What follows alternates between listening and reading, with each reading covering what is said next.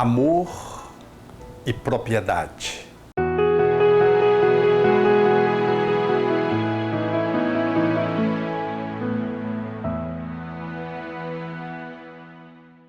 Na realidade, o cotidiano da relação do homem se define não só pelo encontro com os outros, mas também pelo jeito com que ele se relaciona com as coisas, com os objetos, com o patrimônio, com aquilo que nós denominamos de propriedade. Assim, cabe-nos uma pergunta: como é que você se relaciona com as coisas? Como tu te relacionas com os objetos, com o carro, o automóvel? Como é que você se relaciona com a sua casa? Como é que é a tua interação com os adereços que você usa? Dependendo da forma como você se relaciona, isso aponta numa direção positiva ou negativa. A princípio, talvez, quando eu faço essas perguntas, você acha que talvez isso não tenha nenhum significado de importância maior, de que é o óbvio como nós devemos nos relacionar com as coisas, e isso não significa muito. Significa. Curiosamente, nós nos revelamos nas relações com as coisas, caracterizando de que nós seguimos um caminho bom ou um caminho atrapalhado, um caminho onde as coisas da vida devem fluir e o nosso existir, ele desliza, ou então o nosso relacionamento com as coisas e com a vida vai conflituado, cheio de angústia, de ansiedade e aponta numa direção de enfermidade e às vezes de encurtamento de existência, de corpo físico, de morte, portanto. Então, é de bom tom que se analise como é que se dá aquilo que parece simplório, mas que tem grandes significados quando nós nos aprofundamos para analisar. Como é que é a nossa relação com os nossos patrimônios, menores e maiores. Assim, nós lembramos de Nasruddin, o filósofo da tradição antiga, que quando saía de casa deixava a porta aberta e as janelas igualmente abertas. E quando voltava, ele fechava desde cedo. Os vizinhos, considerando os roubos, os furtos, ficavam intrigados com aquele comportamento de Nasruddin, porque no dia seguinte ele repetia o mesmo tipo de atitude. As portas e janelas abertas quando ele saía e quando ele chegava, ele se trancafiava. Então um deles chegou e perguntou: mas Nasruddin, você parece que... não sei, você quando sai você deixa as portas abertas. E quando você está em casa, que você deveria deixar as janelas abertas, porque você está em casa, você tranca. O que está acontecendo? Você quer nos explicar esse comportamento? E Nasruddin sorriu e disse: é que a única coisa que tem valor sou eu. Então, quando eu estou em casa, para me proteger da violência, eu fecho. Mas quando eu saio, o que fica em casa não tem valor, então eu deixo tudo aberto. Era um ensinamento simbólico para mostrar de que o que tem de mais importante é o ser, não o ter. O que é de fundamental importância é aquilo que somos, não é aquilo que possuímos. A relação com aquilo que possuímos, às vezes, é tão atrapalhada que compromete o nosso ser existencial na sua jornada cotidiana e evolutiva e, portanto, o aproveitamento dessa vida. Nós minimizamos o aproveitamento se não sabemos nos relacionar com as coisas, com os objetos, enfim, com a relação de consumo. Sim, consumo, porque há uma cultura de consumo, há uma tendência à consumolatria, ou seja, a doença do consumo, onde a pessoa consome para além do que precisa, do que necessita, e acaba acumulando. Essa cultura da acumulação já demonstra uma relação que é uma relação disfuncional, existencial, com a terra, com as coisas, porque nós gastamos muita energia para podermos ter recursos, para podermos comprar, para acumular, não é para usar. Então fica uma relação desproporcional e nós nem nos damos conta de que isso nos gera angústia, nos gera ansiedade, nos gera sofrimento e profundo desgaste de energia que se reflete nas relações com os outros familiares, porque o orçamento familiar fica comprometido. Portanto, é importante fazer uma análise de como nós nos relacionamos com as coisas. Qual é a nossa qualidade de interação com tudo que nos rodeia de objeto. Porque, em olhando para isso, nós vamos ter uma melhor percepção daquilo que precisamos focar, naquilo que é meio para alcançar um fim. E essa análise vai nos permitir uma melhor tranquilidade, mais serenidade, mais qualidade de vida e melhor possibilidade de fazer uma interação com os outros familiares, cujas tensões e conflitos se multiplicam porque nos entulhamos numa relação de conflito perturbadora com as coisas, com os objetos, com o dinheiro, que é a energia monetária, que representa a força do nosso trabalho. Assim, façamos uma análise no cotidiano, como é que é a nossa interação, por exemplo, em casa. Vamos fazer uma pequena reflexão do cotidiano doméstico. Você tem uma casa? O quanto você se mobilizou para construir essa casa, para adquiri-la ou para continuar pagando como você está? Tem mais de uma? Tem uma casa na cidade, outra no campo, na montanha? Teve facilidade de construir essa casa ou de adquiri-la por herança, porque a família dispõe de uma boa renda coletiva? Ou você está suando para conquistar o que conquistou? A relação com a casa, ela é emblemática, porque ela traduz muito bem qual é o valor que eu estou emprestando dentro do conjunto ideológico, existencial e filosófico de vida. Ela caracteriza muito bem como é que eu estou me colocando, se de forma adequada ou inadequada dentro do dia a dia. E dentro da casa, os móveis, os objetos, desde aqueles mais comuns aos mais importantes. Vejamos como é que se dá essa relação e aí você vai perceber como é que tu estás na relação, de uma forma geral, com o patrimônio. Vejamos no próximo bloco.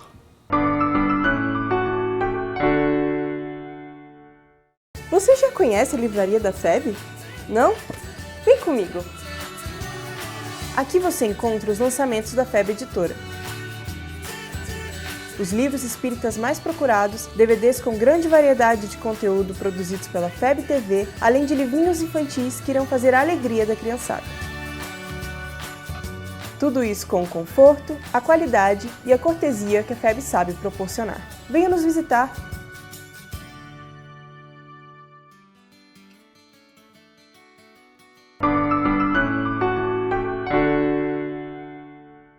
Portanto, a casa que você conquistou, que você tem, ou as casas, ou os imóveis que você dispõe, o apartamento, eles, às vezes, de tal modo significativo que nós começamos a avaliar a nossa relação com ele e, curiosamente, nós, às vezes, nos percebemos que não somos moradores, inquilinos, somos prisioneiros. Nós construímos a nossa própria prisão. Porque quando temos a casa, ela nos custou tanto trabalho, ou a gente é tão vinculado a ela, ou tão avarento, mesmo dispondo de muito recurso, que a gente transforma a casa como se fosse em algo como um cofre. Sim, um cofre. Um cofre que detém o quê? Detém você, mas detém você no sentido pejorativo, negativo, porque você não pode de modo algum se afastar da casa, ou você vive em função da casa, dos móveis, da mobília. Ninguém pode encostar aqui, ninguém pode sujar ali, ninguém pode pisar ali adiante. E a energia que a gente coloca na casa para poder deixá-la às vezes requintada, luxuosa, às vezes com muito além do conforto, para o superconforto, ela acaba nos deixando prisioneiros dela. A gente não se dá conta que a gente começa a viver para sustentar a casa. Não é para fazer a manutenção da casa. É para estar sempre refinando a casa, como se a casa fosse a nossa vida, e é. Mas é a nossa vida, a nossa casa, ou a casa é o lugar onde a gente mora, que a gente está de passagem? Porque estamos de passagem nesse mundo. Mas de tal modo, às vezes, nós emprestamos um valor às coisas que a casa passa a ser a nossa finalidade única de vida. Nem conseguimos nos movimentar para um lazer porque temos medo que a casa seja assaltada. Não nos afastamos dela porque talvez alguém que trabalhe na casa possa nos roubar os objetos que guardamos dentro da casa, porque dentro da casa tem um cofre e no cofre estão as joias que a gente nunca usa. São de estimação, a gente costuma dizer. É do bisavô, do tataravô, e a gente guarda aquele cofre, e tem o cofre do ladrão, onde a gente vai abrir se for assaltado, e tem o cofre do bandido, que nunca vai achar que ele está muito bem escondido.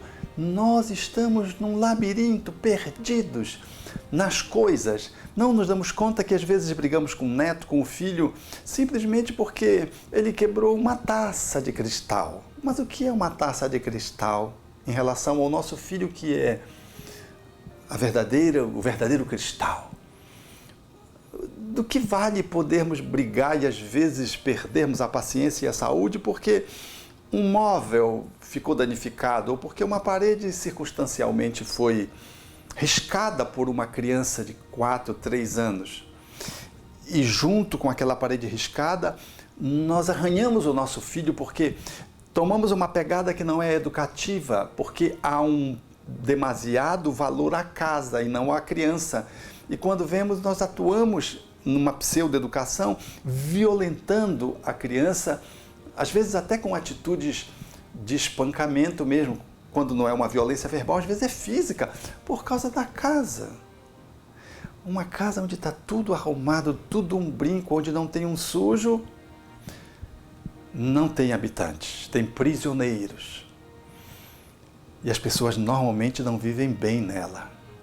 Aonde você tem medo de sentar para não desarrumar, aonde você tem medo de que algum cisco caia. E os proprietários, que na verdade não são proprietários, são possuídos pela casa, eles ficam agenciando todos os dias e gastam horas do dia, entre aspas, cuidando da casa. Na verdade, são processos neuróticos, onde a pessoa se debruça sobre a casa, mas na verdade ela gostaria de se debruçar e deveria se debruçar sobre a sua vida. A sua casa não é a sua vida. A sua casa é um espaço que deveria atender às nossas necessidades primárias e fundamentais e, se possível, ter um pequeno conforto para que pudéssemos não ter desgaste tanto físico dentro dela, a fim de que pudéssemos, assim, guardar saúde e poder fazermos aquilo que precisamos fazer dentro e fora dela, mas sobretudo fora da casa. Porque dentro da casa, no cotidiano da casa, o que é importante são as pessoas, não é a casa. E a casa ela tem que se ajustar às pessoas, não são as pessoas que têm que se ajustar às casas, às residências. Então vejamos, essas coisas simples que nós estamos colocando, ela define como é que é a nossa relação com as coisas materiais, com os móveis, com o automóvel. Quando você compra um automóvel, é um suplício para os filhos entrarem no automóvel, porque podem riscar, porque pode deixar cair alimento, porque a água pode escorregar se alguém está com um copo d'água ou está com uma mamadeira, não pode entrar dentro do carro, quase a família não pode entrar dentro do carro. Há famílias que põem até o carro no ar-condicionado na garagem. E às vezes não tem esse clima adequado, afetivo dentro de casa, mas tem um clima material adequado para atender o carro. O carro é meio. É lógico que temos que cuidar da casa, das coisas, fazer manutenção. ganharmos uma estética que possa ser confortável aos seus habitantes. Uma casa precisa ter um design que atenda o coração, as almas que ali estão, mas deve refletir a graça, a alegria, a leveza e a satisfação daqueles que se movimentam dentro da casa. Portanto, ela deve estar a serviço dos seus habitantes. Aqui não é nenhuma crítica ao zeloso pela casa. Aqui é uma crítica construtiva àquele que é possuído pela neurose do cuidado das coisas, que se faz em detrimento de si mesmo e das pessoas que ali habitam. E no mesmo raciocínio vai o relógio, vai a pulseira, vai o cordão, vai o anel, vai o brilhante. Porque o melhor brilhante que temos em casa é o parceiro, a parceira, o filho, o pai. Um brilhante que está sendo desgastado, um avô, e que logo, logo mais não teremos acesso físico para abraçá-lo. Esses são os verdadeiros brilhantes e joias que deveríamos ter muito zelo e cuidado, mas não as coisas que às vezes nós nos sentimos prisioneiros, brigando quando, por exemplo, de uma herança e rompendo familiarmente em razão de quantias, de coisas, numa divisão que é uma divisão de um presente que foi deixado pelos nossos pais ou avós e que nós transformamos num campo de guerra. Portanto, como é que o Espiritismo nos posiciona em relação a isso? Como é que deve ser a nossa relação a partir do conhecimento espírita da nossa relação com as coisas? Vejamos no próximo bloco.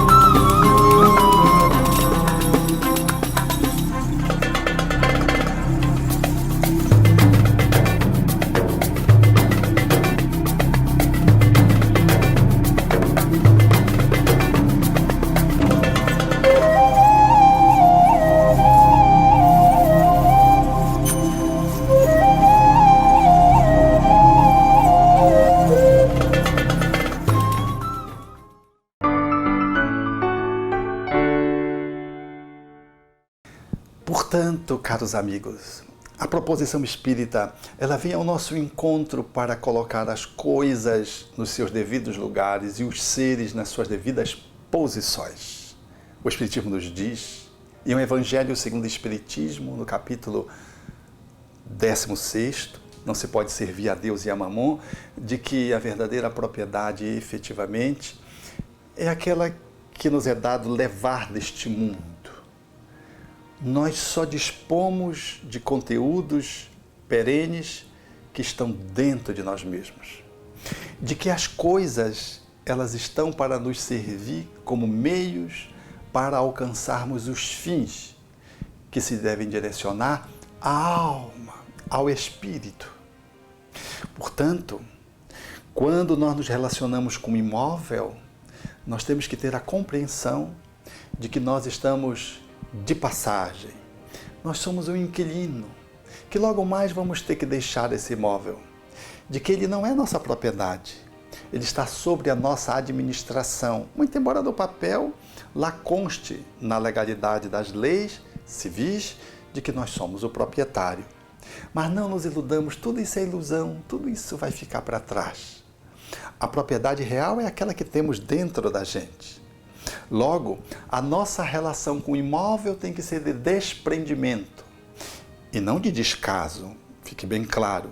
A nossa relação com o imóvel é de alguém que possui, de que não é possuído e, portanto, devemos manter, cuidar, estabelecer um ambiente agradável, fazermos a decoração que possa atender a nossa alma e não a estética social, aos comentários dos outros, uma decoração que conspira contra a família, que é só para atender as visitas, aonde a gente se sente tão mal.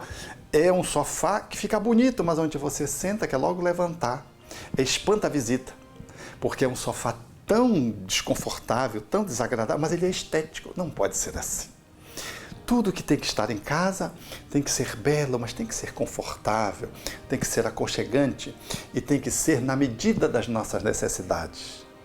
Quando aquilo excede, quando nós avançamos para a superabundância, quando o luxo passa a se tornar presente dentro de casa, é sinal que nós estamos nos tornando miseráveis. Ou seja, estamos invertendo a polaridade. Porque isso tudo vai ficar. E vai ficar, guarde esse bom segredo, para os filhos brigarem, senão os netos brigarem. É importante, portanto, considerar de que o efetivo valor das coisas é relativo e elas estão para nos servir. Pulseiras, joias, tudo passa. Móveis e imóveis, tudo cede com o tempo. Aliás, ainda nessa existência pode vir um tufão e levar a casa, como vi nesses dias no Paraná. O tufão veio e levou uma casa que tinha vários compartimentos, as famílias estavam festejando. E foi muito curioso quando o repórter perguntou, talvez ao proprietário da casa, que falava em nome de todos, e ele dizendo, graças a Deus, nós estávamos celebrando. Mas Deus gosta tanto de nós que não aconteceu nada conosco. Não sobrou nada da casa. No entanto, as pessoas não ficaram nem sequer feridas.